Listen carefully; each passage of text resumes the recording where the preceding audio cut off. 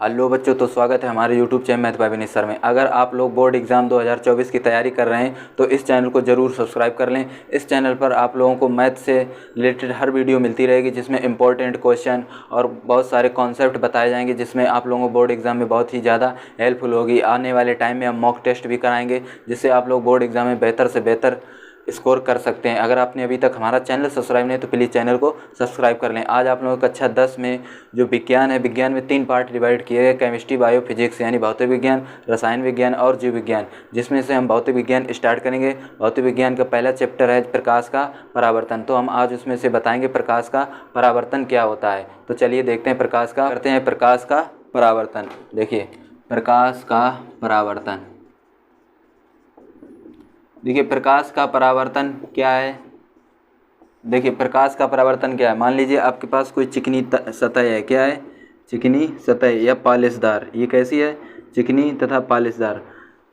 इस पर अगर हम एक प्रकाश डालें, देखिए आपके पास परिभाषा कैसे होगी कि किसी चिकनी या पॉलिशदार तल पर यदि हम प्रकाश की किरण डालें। अब इस पर हम एक क्या डालते हैं? प्रकाश किरण।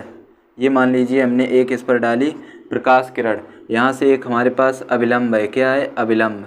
क्या है? अभिलंब।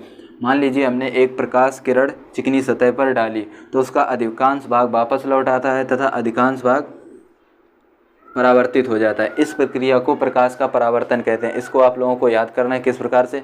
तो लिखिए, किसी चिकनी या पॉलिशदार तल पर प्रकाश किरण को डालते हैं तो उसका अधिकांश भाग वापस लौट आता है। इस प्रक्रिया को प्रकाश का परावर्तन कहते हैं। मान लीजिए आपने किसी चिकनी सतह पर एक प्रकाश किरण डाली, इसको हम बोलते हैं आपतित किरण। क्या बोलते हैं?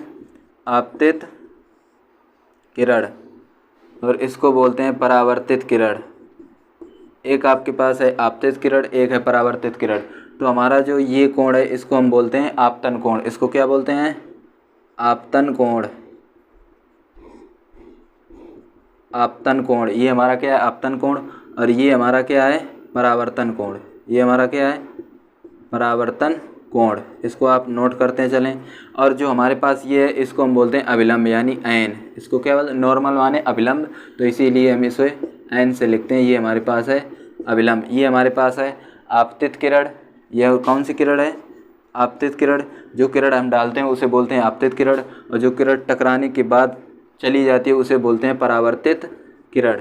तो आपके पास एक आपतन कोण है, एक परावर्तन कोण है। तो देखिए आपतन कोण क्या होता है, आपको नोट करना है। आपतन कोण क्या लिखना है? आपतन कोण। आपतन कोण को हम आई से लिखते हैं। किससे? आई से। और परावर्तन कोण को हम लिखते हैं आर से।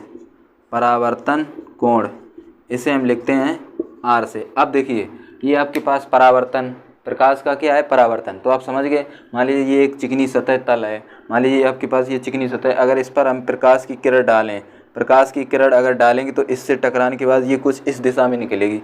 मान लीजिए आपके पास पॉलिशदार तल है, इस पर आपने एक प्रकाश किरण डाली जो आपतित किरण, वो टकराने के बाद परावर्तित हो गई। तो जो अभिलंब के साथ कोण बना उसे बोलते हैं आपतन कोण, और जो परावर्तित किरण के साथ कोण बना उसे बोलते हैं परावर्तन कोण। तो आपतन कोण को हम लिखते हैं आई से और परावर्तन कोण को हम लिखते हैं आर से। इस बात को आप समझ गए होंगे। अब अगले पॉइंट को डालिए, परावर्तन के नियम। अगला पॉइंट क्या है? परावर्तन के नियम।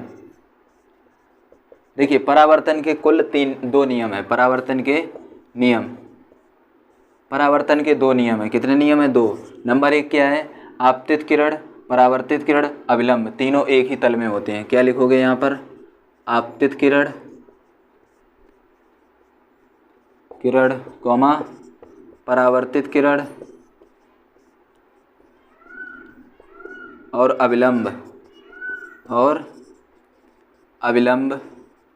तीनों एक ही तल में होते हैं। तीनों एक ही तल में होते हैं या स्थित होते हैं। एक ही तल में स्थित होते हैं। इस चीज़ को नोट कर लें।